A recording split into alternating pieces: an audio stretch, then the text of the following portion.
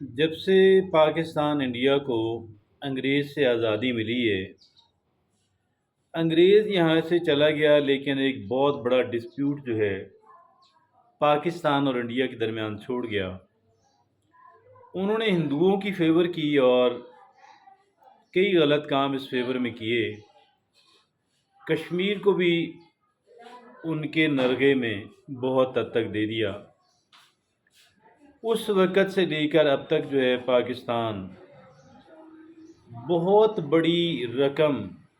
اپنے ڈیفنس پہ خرچ کرتا آ رہا ہے، اور ہماری پروگرس اور ہماری جو ڈیولپمنٹ ہے بہت بری طرح اس کی وجہ سے متاثر ہوئی ہے۔ ابھی جو پاکستان انڈیا کے درمیان جو ایک مختصر سی جنگ ہوئی ہے، انڈیا پہلے تو یوں آ رہا تھا کہ جیسے پاکستان کو کھا جائے گا، اور پاکستان جو ہے وہ ہمیشہ کی طرح صبر و تحمل کا مظاہرہ کرتا آ رہا تھا، لیکن بالآخر انڈیا نے اپنا شوق پورا کر لیا، کیونکہ وہاں پہ تیسری بار مودی کی حکومت بنی ہے۔ وہ اس ٹرم کے مکمل ہونے کے بعد 15 سال رہنے والا انڈیا کا پہلا پرائم منسٹر بن جائے گا، اور اس طریقے سے وہ چاہتا تھا کہ اپنی دھاک بٹھا دے، ملک کے اندر لوگ یہ محسوس کریں کہ مودی نے ہمیں سپر پاور بنایا، مودی نے ہمیں جو ہے وہ پاکستان کو جو ہے وہ گھٹنوں پہ لے کر کے آیا۔ تو وہ اس چکر کے اندر اس نے حملہ کر ہی دیا۔ پھر اس نے حملہ کیا تو اس کو بالکل غیر متوقع رسپانس ملا، اور پھر ایسا رسپانس ملا کہ ان کی عقل دنگ رہ گئی۔ جس کا کبھی بھی انہوں نے ایکسپیکٹ نہیں کیا تھا وہ وہاں پہ ہو گیا۔ اب انہوں نے فوری رابطہ کیا امریکہ بہادر سے کہ آپ جنگ بندی کروائیں، آپ سیز فائر کروائیں، اور امریکہ نے سیز فائر کرا دی۔ اب امریکہ نے سیز فائر کروا دی، ٹھیک ہے، لیکن پاکستان نے ایک کنڈیشن منسلک کی تھی، اور وہ کنڈیشن یہ تھی کہ کشمیر پہ اب بات چیت ہوگی اور کشمیر کو ڈسپیوٹڈ جو ہے وہ ٹیریٹری تسلیم کیا جائے، اور آپ جو امریکہ ہیں وہ اس کے اوپر آپ ثالثی کریں۔ اب یہ بات ٹرمپ نے حامی بھر لی،